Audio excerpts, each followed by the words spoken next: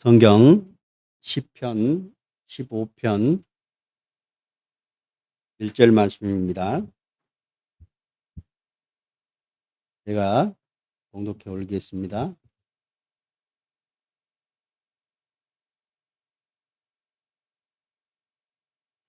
여호와여, 주의 장막에 머무릴 자 누구 오며 주의 성산에 사는 자 누구 오리이까. 함께 기도드리고 주의 말씀으로 은혜 받는 시간 갖도록 하겠습니다. 기도하시겠습니다. 거룩하시며 은혜가 많으신 아버지 하나님, 감사합니다. 우리가 하나님을 알지 못하고 육신대로 살아가며 세상과 짝하며 살아가다가 주님께서 우리를 불러주시고 주님의 은혜 가운데 머물게 하여 주신 주님, 감사드립니다. 주님의 은혜가 너무나도 크오니 그 은혜 가운데 우리가 살아가며 그 은혜를 느끼며 살아가는 저희들입니다. 항상 주님께서 우리를 보살펴 주시며 우리를 인도하여 주시고 주님의 뜻 가운데로 우리를 인도하여 주신 주님, 감사드립니다. 오늘도 말씀으로 우리에게 깨달아 주님의 은혜로 말미암아 행함으로 주님께 영광을 돌리는 저희들이 되게 인도하여 주시며 우리의 믿음이 더욱더 성장하여 오직 주님만을 바라보며 살아가는 저희들이 되게 도와주시옵소서. 오늘 말씀 또한 주님께 친히 말씀해 주시고 주님의 뜻을 우리에게 나타내 주시며 그 뜻을 주님께 영광 돌리는 저희들이 되게 도와주시옵소서. 모든 걸 주님께 의탁합니다. 우리를 사랑하시는 예수님의 이름으로 기도드렸습니다. 아멘. 오늘은 다윗의 시인 시편 15편 1절 말씀을 가지고 함께 교제를 나눌까 합니다. 1절 말씀이 질문부터 시작합니다. 여호와여, 주의 장막에 머무를 자 누구 오며 주의 성산에 사는 자 누구 오니이까.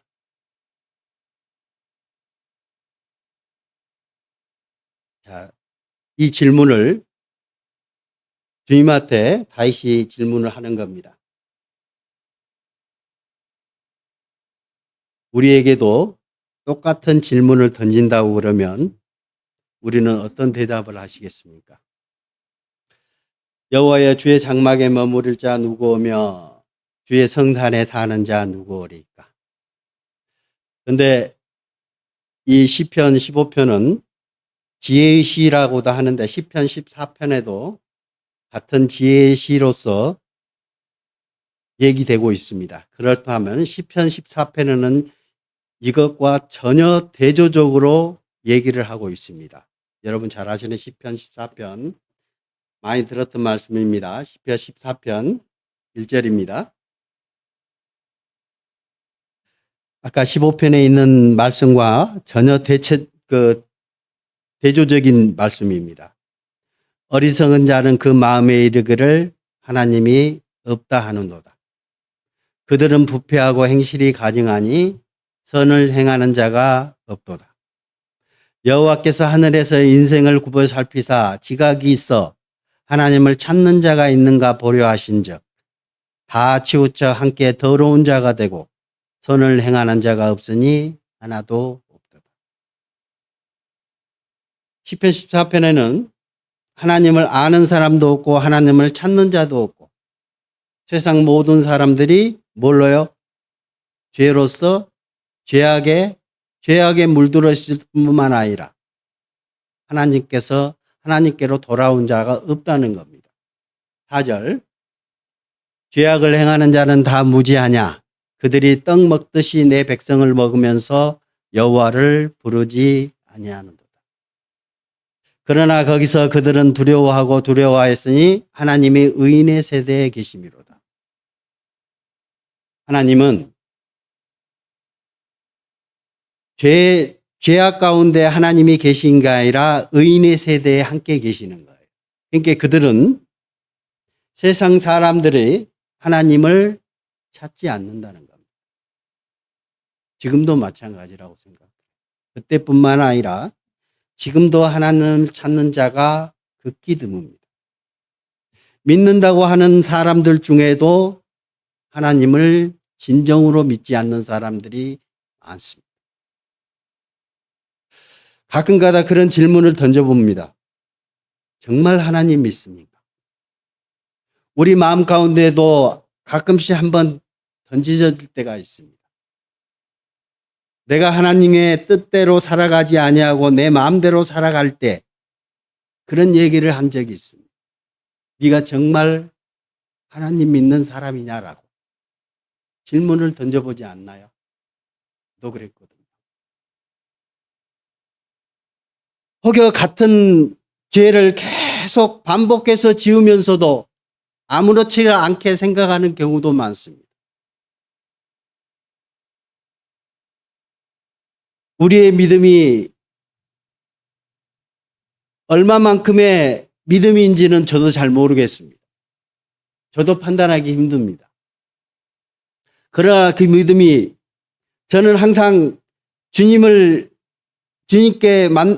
만나고 주님께 기도할 때마다 내가 주님을 믿는 믿음이 성장하게 해달라고 항상 기도합니다. 왜 그럴까요? 내가 신앙생활을 하면서 주님을 믿는다고 하지만 100% 주님을 의지하지 못하거든.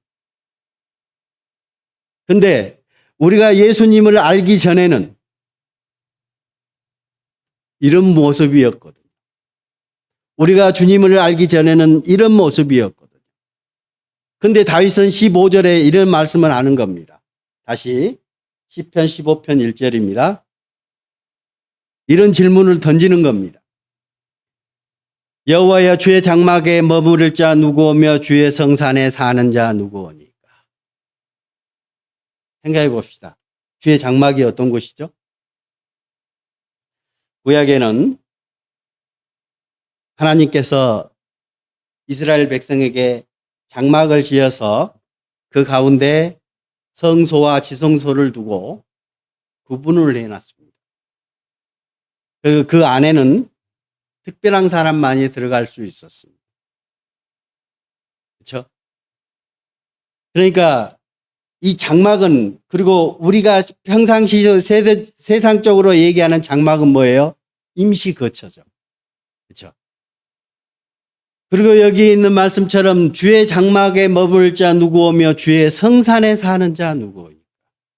성산은 예루살렘이 있는 시온산입니다. 이렇게 주님이 거하시는 곳이에요. 이스라엘 백성과 함께하며 주님이 항상 함께 하셨던 곳이 장막과 성산이었습니다. 그러니까 뭐예요? 하나님과 항상 맞닥뜨리고 하나님과 함께 교제할 수 있는 곳이었어요. 하나님과 함께 스스럼 없이 함께 할 수 있었던 곳. 그곳이 장막이고 성산이었습니다. 왜요?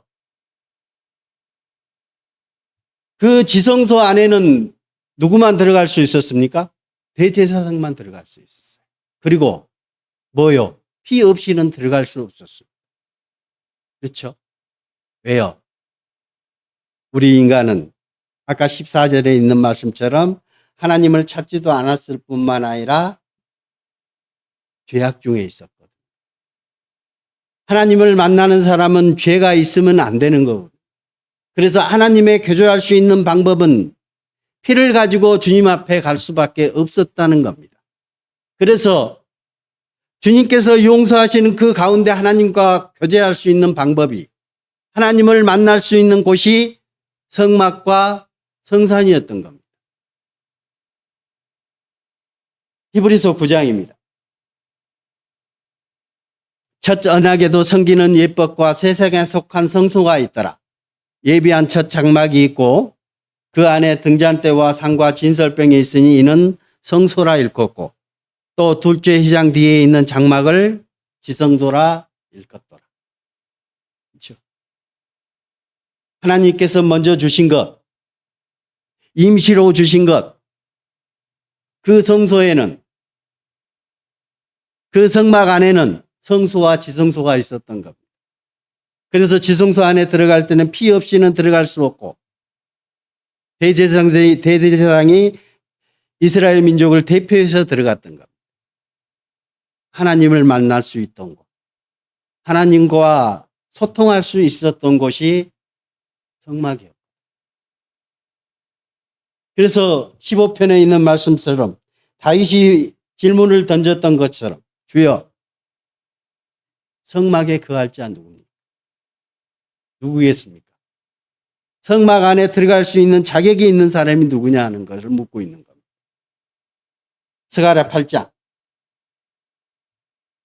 여호와가 이같이 말하노라 내가 시온에 들어와 예루살렘 가운데 거하리니 예루살렘은 진리의 성읍이라 일컫겠고 만군은 여호와의 사는 성산이라 일컫게 되리라.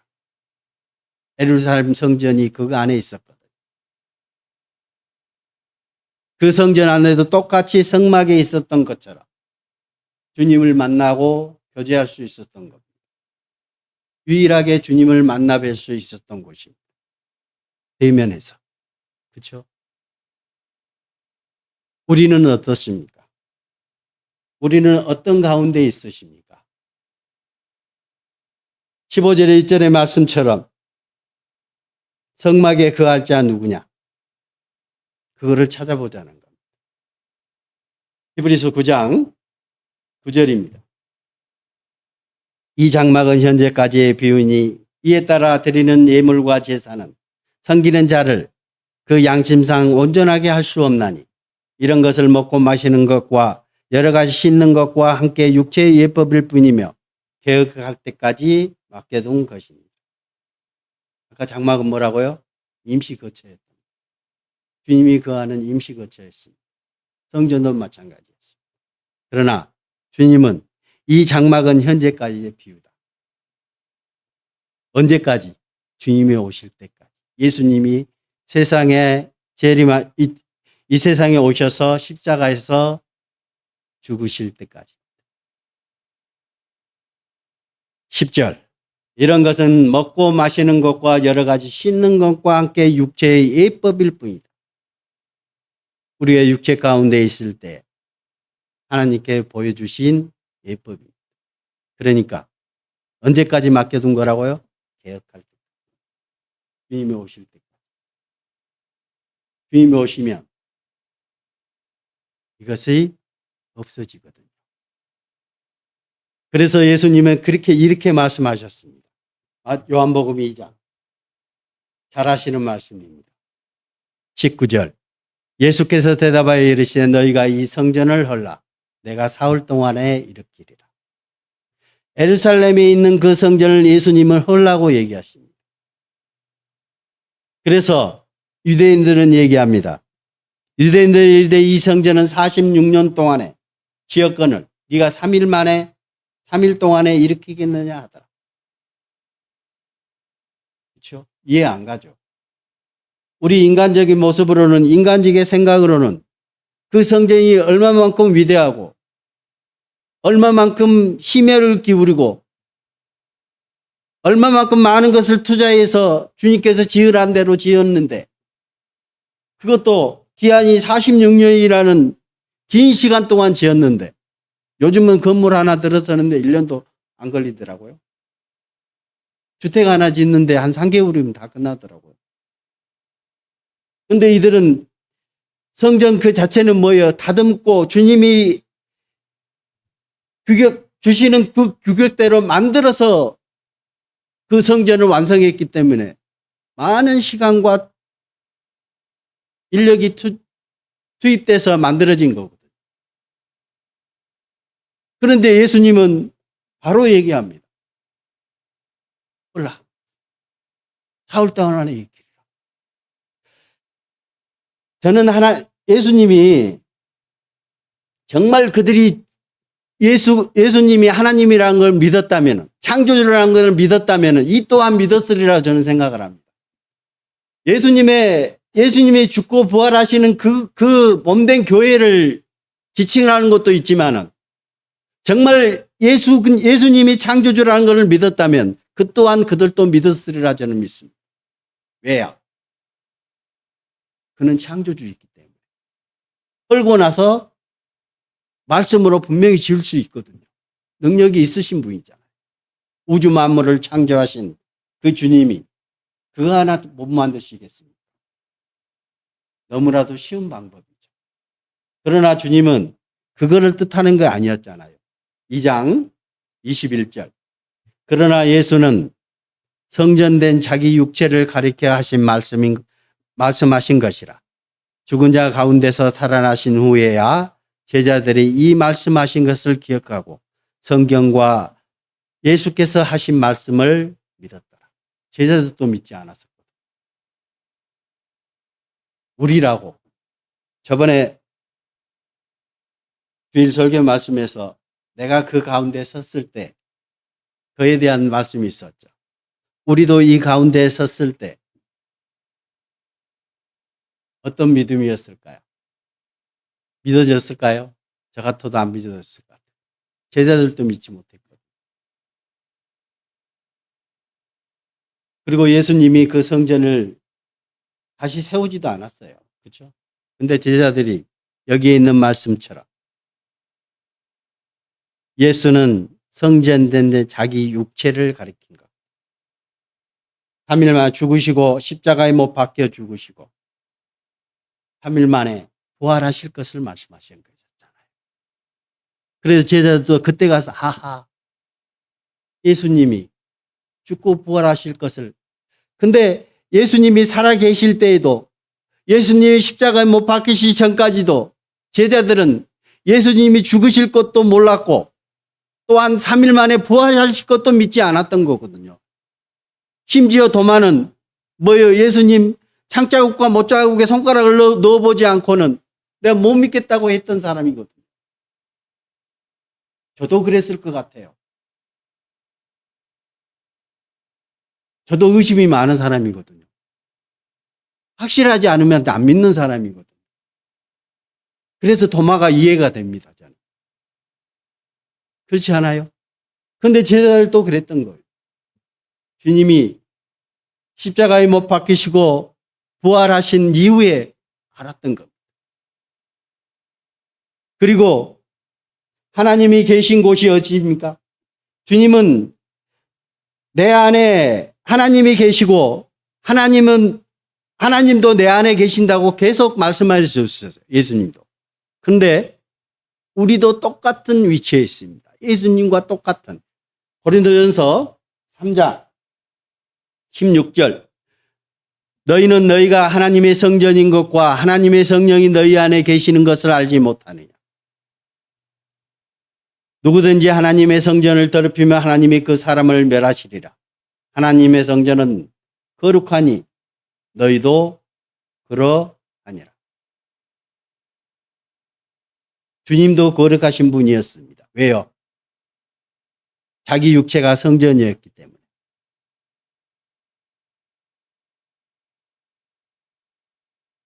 하나님께서 이스라엘에게 성막을 주시고 성전을 주신 곳에 피 없이 들어갈 수 있었습니까? 없었던 겁니다. 왜요?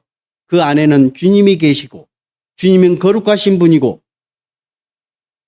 그곳은 거룩한 곳이었기 때문이었어요. 그래서 예수님도 죄 없이 십자가에 못 박히셨잖아요. 그런데 우리는 하나님은 이렇게 말씀하시는 겁니다. 성경은 너희는 너희가 하나님이 성전인 곳과 하나님의 성령이 너희 안에 계신 것을 알지 못하니라고 묻습니다. 우리 가운데 성령이 계시는 것을 믿습니까? 우리가 성전인 것을 믿습니까? 그러면 성전은 어떤 곳이어야 되는 겁니까? 거룩해야 되는 겁니다. 거룩하게 되려면 뭐예요? 내가 죄가 없어져야 되는 겁니다. 없어야 되는 겁니다. 깨끗해야 되는 겁니다. 그래서 우리는 할 수 없으되 누가 하셨습니까? 예수님이 하셨다. 우리는 주님께서 하신 그 일을 믿기만 하면 되는 거잖아요. 그래서 우리가 성전인 것이 이루어지는 겁니다. 그래서 성령님께서 우리 가운데 거하실 수 있는 겁니다. 만약에 그런 믿음이 우리 가운데 있지 않다면 성령님이 계실 수 없는 겁니다. 우리의 모습 자체로 하나님이 들어올 수 없는 겁니다. 우리가 예수님으로 말미암아 우리 죄가 영원히 사해지신 그 믿음 가운데 있기 때문에 성령님께서 우리 가운데 거하셔서 성전이 이루어지는 겁니다. 그렇죠? 또 볼까요? 마태복음 이제는 교회를 말씀하고 계십니다. 18장 19절 20절 말씀입니다. 진실로 다시 너희에게 이르노니 너희 중에 두 사람이 땅에서 합심하여 무엇든지 구하면 하늘에 계신 내 아버지께서 그들을 위하여 이루게 하시리라. 두세 사람이 내 이름으로 모인 곳에는 나도 그들 중에 있느니라. 교회의 모습. 두세 사람이 모여서 함께 합심하여 기도하면 어떤 분들은 그런 얘기를 이 말씀을 가지고 잘 이용해 보신 분들이 많더라고요.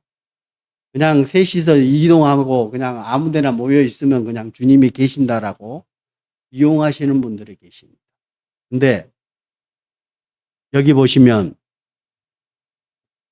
합심해야 돼요. 그 마음이 통해야 되는 거예요. 그리고 주님 안에서 주님의 은혜 받은 자여야 맞는 거예요. 그리스도인이야 맞는 거예요. 주님의 자녀인 거야 맞는 거예요.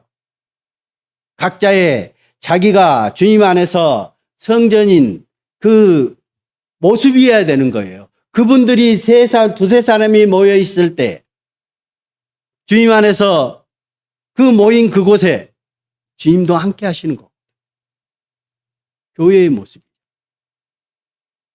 여러분은 어떤 모습으로 계십니까? 어떤 데는 주님을 원망하기도 합니다. 죄송합니다. 우리 어머님 얘기를 좀 해야 되겠습니다. 우리 어머니가 지금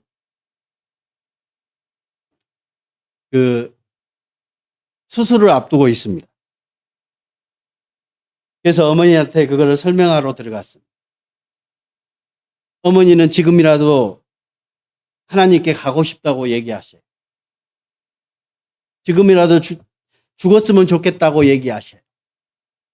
그리고 그동안 어머니께서 계속 기도해 오셨어요. 빨리 데려가 달라. 저는 잘 몰랐어요. 정말 힘들고 많이 아프다는 것을 저는 잘 몰랐어요. 그런데 어머니는 참으시면서 기도를 계속 해왔던 거예요. 이 고통에서 벗어나게 해달라고 계속 기도해 왔던 거예요. 근데 엊그저께는 어머니가 저한테 그런 얘기를 하시더라고요. 하나님이 없는가벼. 나를 왜 이렇게 안 데려가?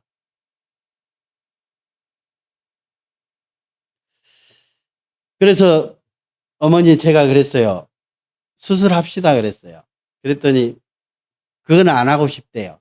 그냥 이대로 죽고 싶대요. 그러면 더 아프지 않으시냐 그랬어요. 그래서 제가 어머니께 드린 말씀이 그랬어요. 왜? 의사가 그랬거든요. 연세가 너무 오래되시다 보니까 전신 마취를 해서 수술을 하려면 돌아가실 수 있다고 말씀하셨어요. 그래서 제가 어머니한테 그런 말씀을 드렸습니다. 어머니, 하나님이 수술을 하시다가도 하나님이 어머니를 데려가실 수 있어요. 그러면 안 아프고 돌아가실 수 있어서 좋잖아요. 내가 그랬어요.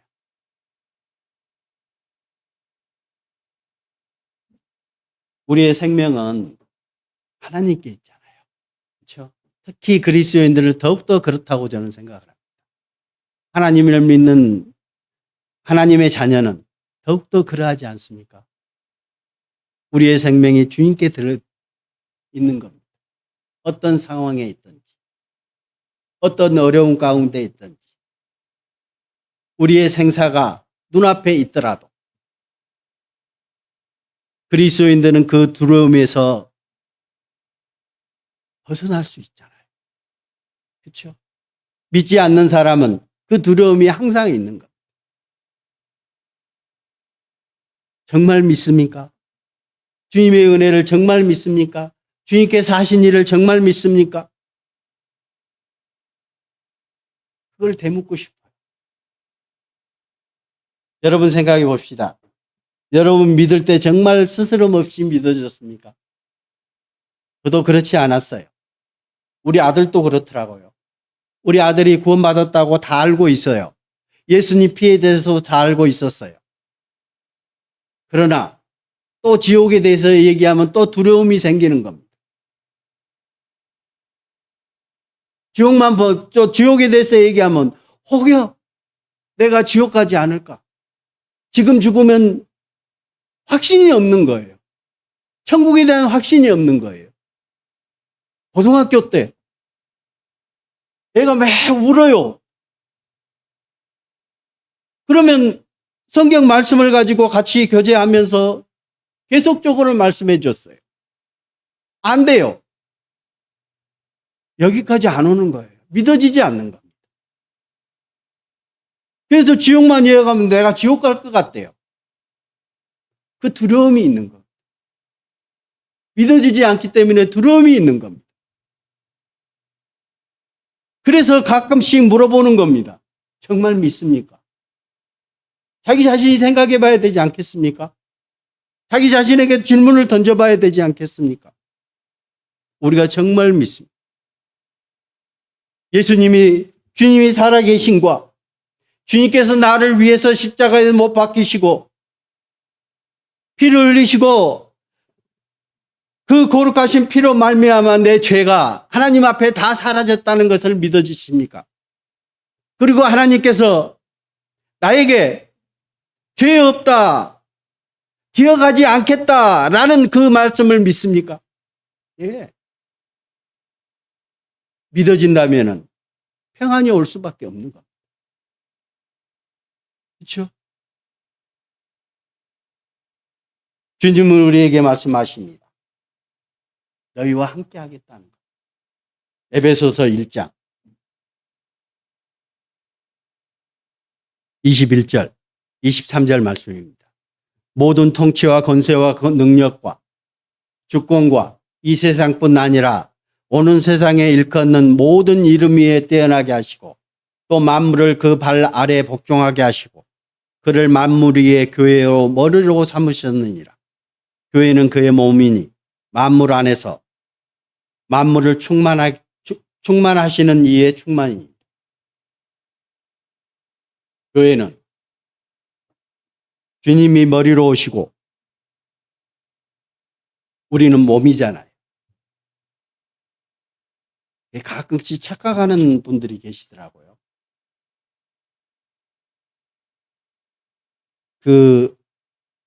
가끔 그 교회들 가운데서 목사라는 분들이 자기가 머리인 줄 착각하시는 분들이 가끔씩 있어요. 그렇죠? 주님이 계셔야 될 그 자리에 어떤 분들은 어떤 목회자들은 그 자리에 앉아 계시는 분들이 가끔씩 있습니다. 그래서 자기가 다스리려고 하고 자기가 하나님이라고 하시는 분들도 가끔씩 있습니다. 하나님은 성경은 말씀하고 계셔요. 예수님은 교회의 머리로 오신 겁니다. 그리고 우리는 그 지체에 불과합니다. 내가 어디에 있든지 세상 어떤 가운데 있든지 주님 안에서 지체로서 존재하면 그 가운데서 교제가 이루어질 수 있습니다. 그렇죠? 우리의 몸은 머리로부터 모든 것을 전달받고 머리로부터 모든 명령을 받고 움직입니다. 우리의 지체를 얘기할 때 보면 내 모습이 어떤 모습일까? 내 지체는 어딜까? 많이 생각해 보지 않았습니까? 저도 많이 생각해 봤어요. 나는 지체 중에 어디일까? 어디라고 생각하십니까? 자기 본인들. 어디세요? 나는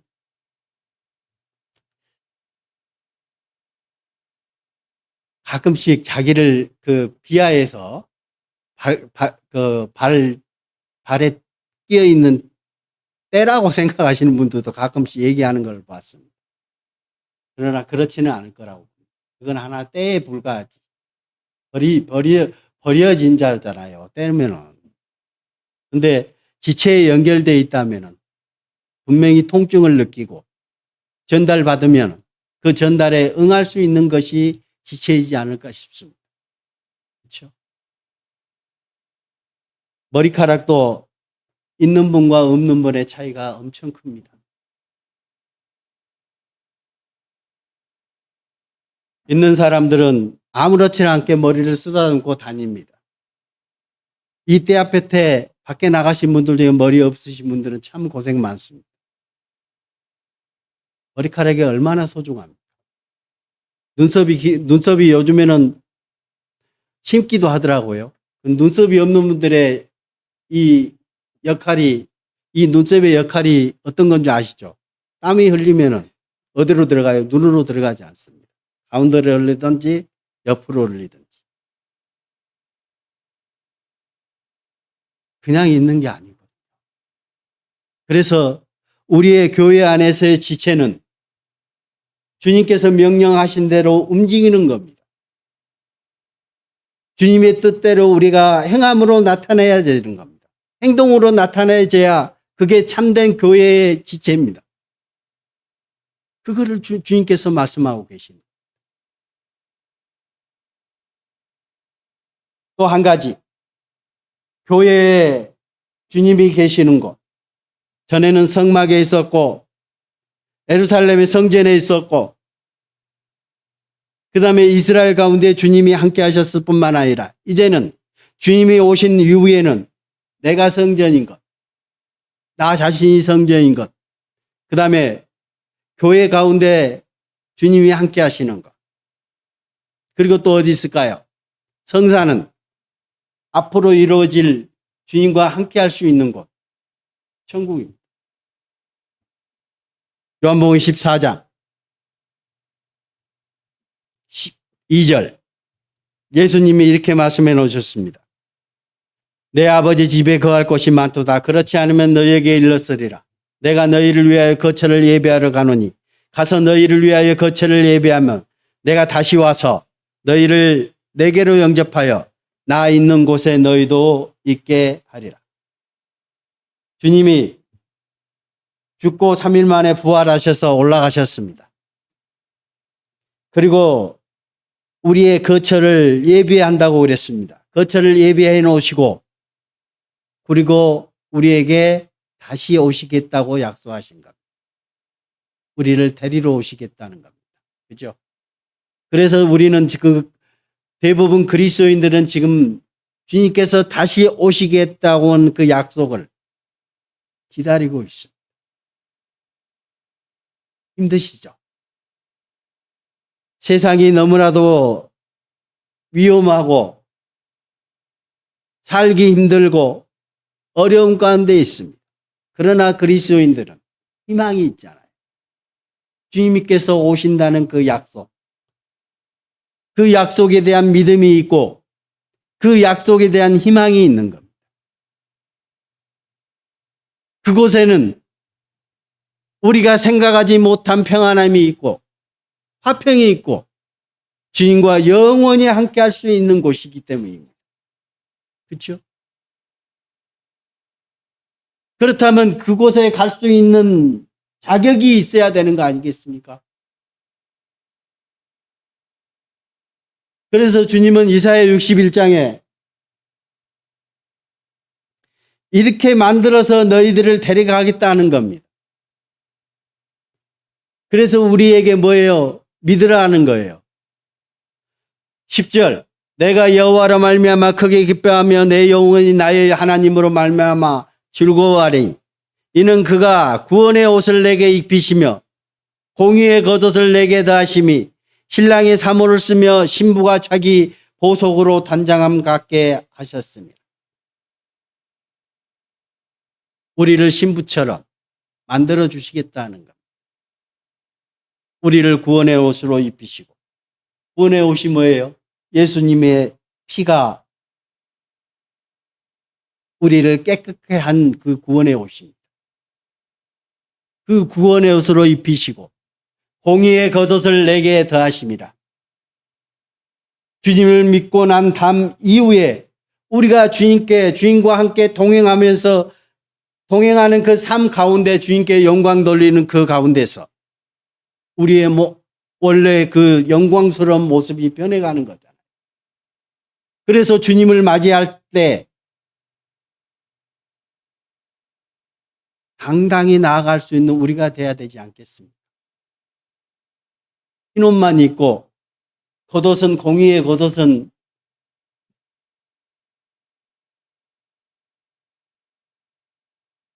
각자 생각하게 하겠습니다.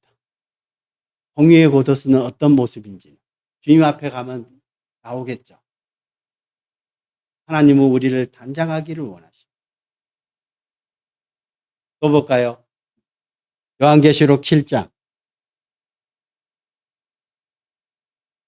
일 후에 내가 보니 각 나라와 족속과 백성과 방언에서 아무도 능히 셀 수 없는 큰 무리가 나와 흰옷을 입고 손에 종려 가지를 들고 보좌 앞에 어린 양 앞에 서서 큰 소리로 외쳐 이르되 구원하심이 보좌에 앉으신 우리 하나님과 어린 양에게 있도다 하니. 주님을 맞이하고 우리가 주님께서 오신다는 그 약속 가운데 주님이 오셨습니다. 그리고 우리를 주님이 계시는 곳으로 인도하셨습니다. 그곳에서는 혼례잔치가 이루어지잖아요. 근데 그곳에 각 나라와 족속과 백성과 방언에서 아무도 능히 셀 수 없는 큰 무리가 나왔다. 근데 그들은 흰옷을 입고 있었다. 이사야 61장에 있는 말씀처럼 구원의 옷을 얘기하고 있는 것 같습니다. 하나님이 예수님의 피로 그 죄가 다 씻음받는 구원의 옷, 흰옷. 왜? 그래야만이 주님을 만나뵐 수 있잖아요. 우리가 성막 안에서 죄를 가지고 죄 있는 자가 그 안에 들어가지 못한 것처럼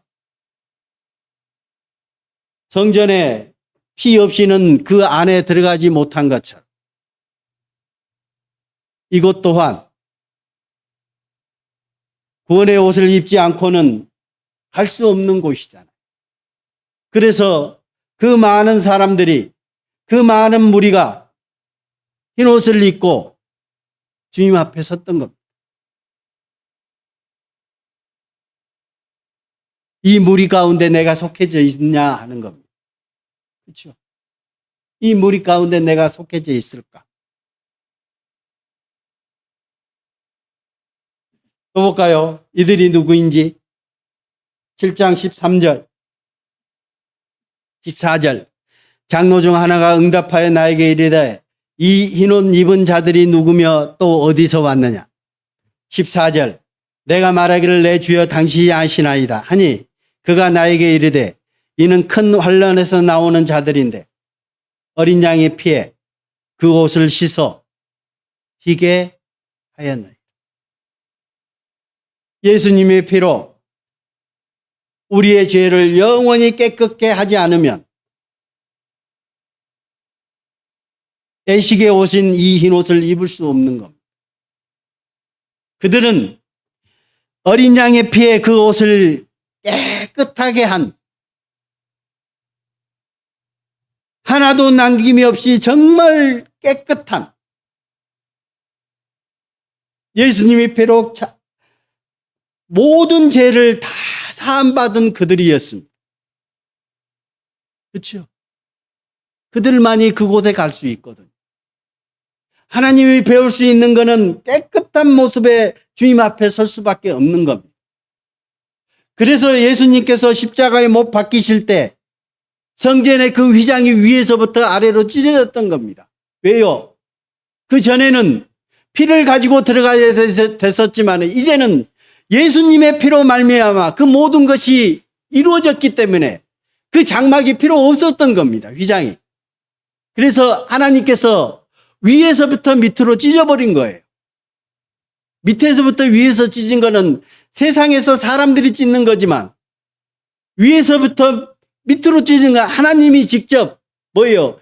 그 휘장을 없애버린 겁니다. 필요가 없으니까. 이제는 예수님의 피가 단 한 번으로 말미암아 단번으로 말미암아 영원한 속죄를 이루셨기 때문에 그렇거든요. 그 전에는 해마다 그곳을 휘장을 젖히고 들어갔어야 맞거든요. 근데 이제는 뭐예요? 예수님으로 말미암아 영원한 속죄를 이루셨기 때문에 그 휘장이 필요 없어졌는 겁니다. 그래서 위에서부터 밑으로 하나님이 찢어버린 거예요. 이제는 뭐예요? 예수님 피만 존재하는 겁니다. 그래서 그들은 어린 양의 피에 그 옷을 씻어 희게 된 사람들이에요. 15절. 그러므로 그들이 하나님의 보좌 앞에 있고 또 그의 성전에서 밤낮 하나님을 섬기매 보좌에 앉으신 이가 그들 위에 장막을 치시리니 그들이 다시는 줄이지도 아니하며 목마르지도 아니하고 해나 아무 뜨거운 기운에 상하지도 아니하리. 얼마나 편한 곳입니까?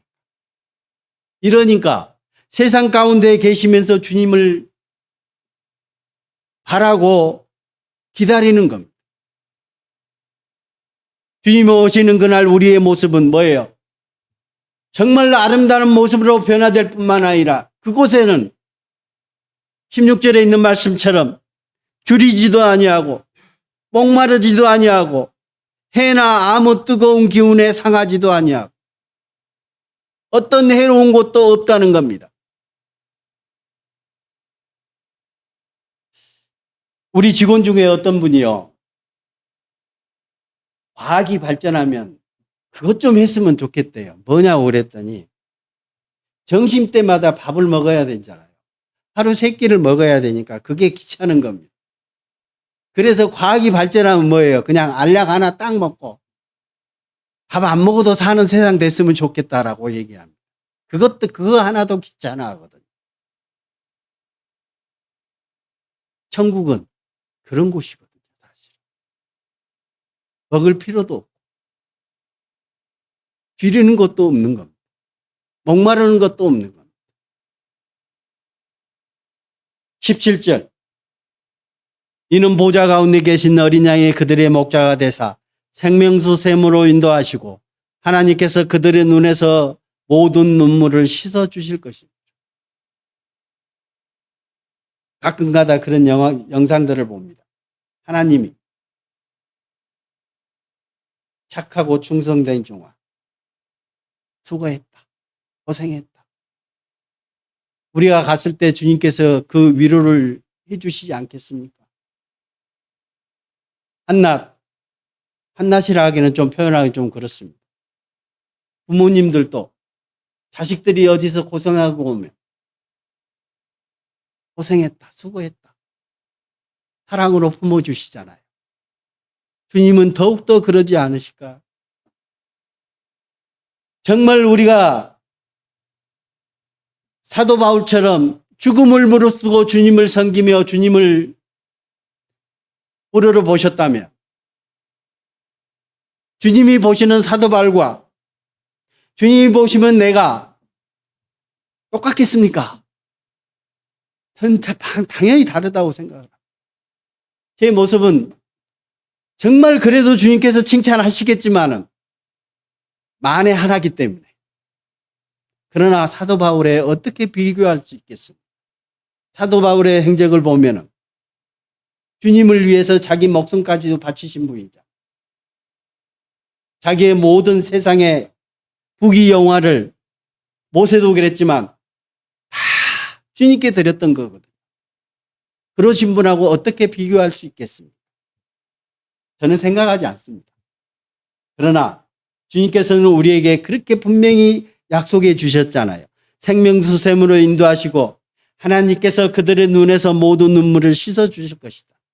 예, 칭찬해 주실 겁니다. 우리를 안아 주실 겁니다. 아무리 못된 자식이라도. 10손가락 깨물어 안 아픈 손가락 없다고들 얘기를 하잖아요. 부모는 아무리 죄를 짓고 나쁜 자식이라 할지라도 마음으로 품습니다. 근데 주님은 피로써 우리와 약속하신 분이잖아요. 얼마나 우리를 사랑하시겠습니까? 목숨까지도 우리를 위해서 주셨기 때문에 더욱더 우리를 사랑하지 않겠습니까? 그 사랑을 주님은 우리에게 베푸신다고 약속해 주신 겁니다. 그렇죠? 시편 15편 1절 말씀입니다. 다시 묻습니다. 다시 묻는 것처럼 다시 읽겠습니다.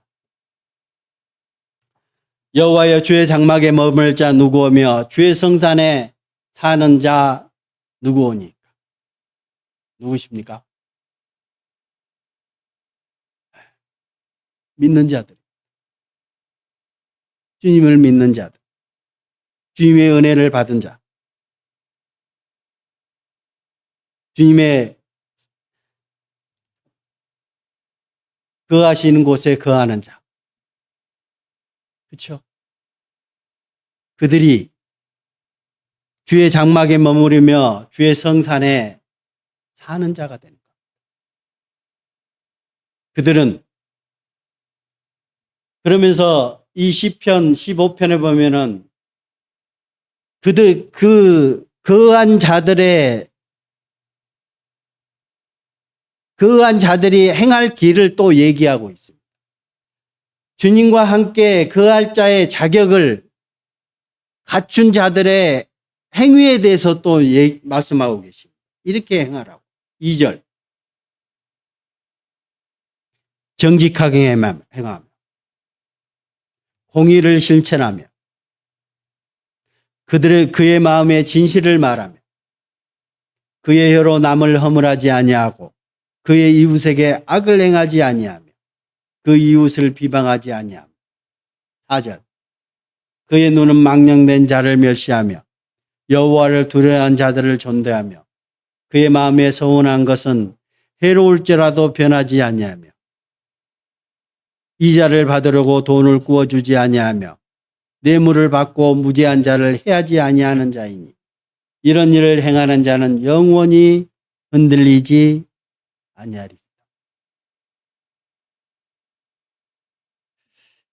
이 모든 것을 딱 한마디로 바꾼다면 뭐가 될까요?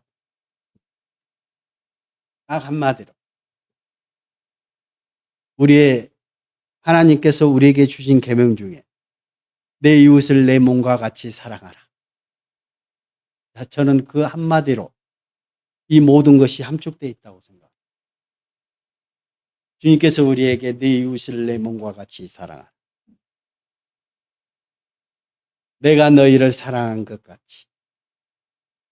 주님께서는 목숨까지도 우리를 위해서 주셨잖아요. 주님께서 이 땅에 오시지 않았다면 우리의 모습은 처참할 겁니다. 그러나 주님은 우리를 너무너무 사랑하시기 때문에 하늘에서 우리의 모습으로 이 땅에 오신 겁니다. 그래서 십자가에 못 박히시고 우리 죄를 위해서 십자가에서 피를 흘리신 겁니다. 예수님은 창조주였습니다. 그러나 그분은 양옆에 있는 강도들의 그 주변에 있는 사람들의 그 모든 비난을 무릅쓰고라도 십자가에서 내려오지 않았습니다. 그들은 너도 구원하고 나도 좀 구원해봐라. 네가 능력이 있는 자냐라고 예수님을 비방했잖아요. 근데도 주님은 누구를 위해서요? 저와 여러분을 위해서 그 십자가에서 내려오지 않으셨어요. 그 많은 고통을 참으셨습니다. 그 많은 고통을 당하셨습니다. 왜요? 우리를 너무너무 사랑하셨기 때문에. 그래서 내가 너희를 사랑한 것 같이 너희도 서로 사랑하라고 주님께서 우리에게 명하신 겁니다. 그리고 내 이웃을 내 몸과 같이 사랑하라라고 우리에게 부탁하신 겁니다.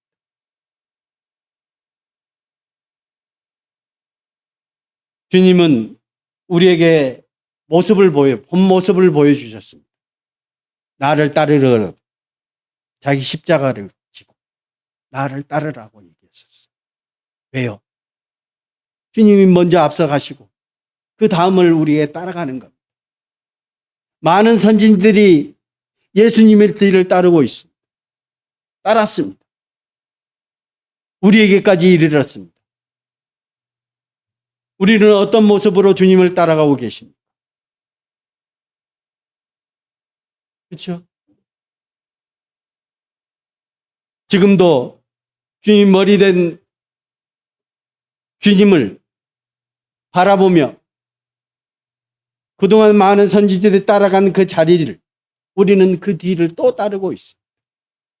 그들의 희생이 없었다면 우리에게 그 복음이 이르지 않았을 겁니다. 그렇죠?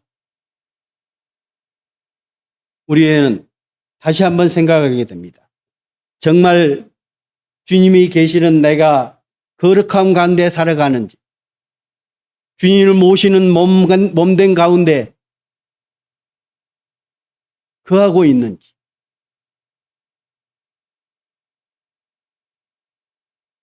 주님께서 우리에게 명하신 그 모습대로 우리가 가고 있는지를 다시 한번 뒤돌아보는 시간이 됐으면 좋겠습니다. 마지막 말씀입니다. 골로새서 2장 6절 7절 말씀입니다. 그러므로 너희가 그리스도 예수를 주로 받았으니 그 안에서 행하되 그 안에 뿌리를 박으며 세움을 받아 교훈을 받은 대로 믿음에 굳게 서서 감사함을 넘치게 하라. 당연한 거 아닐까요? 근데 어렵잖아요. 그렇죠? 왜 그러냐면 그런 것 같아요. 내가 예수 그리스도께서 십자가에 못 박히실 게 대부분 그 얘기를 하잖아요. 죽었어야 맞는데 내가 가끔씩 살아있다는 것을 느낄 때가 많아요. 그리고 성경을 볼 때에도 내 판단을 할 때도 많습니다. 내가 살아있다는 증거거든요. 내가 주님을 의지하지 못하고 주님한테 맡기지 못하고 내 생각대로 내 의지대로 할 때도 있습니다. 그것 또한 내가 살아있다는 증거입니다. 그렇죠? 오직 주님만을 위하고 오직 주님께 모든 것을 맡겼다면 주 뜻대로 행하소서가 맞습니다. 여기 있는 말씀처럼 너희가 그리스도 예수를 주로 받았으니 그 안에서 행하라는 것. 주님 안에서. 주님 안에서 벗어날 수 없는 것. 벗어나면 세상이 있는 거고 내가 있는 겁니다. 어떤 분들은 양다리 걸치신 분들이 많습니다.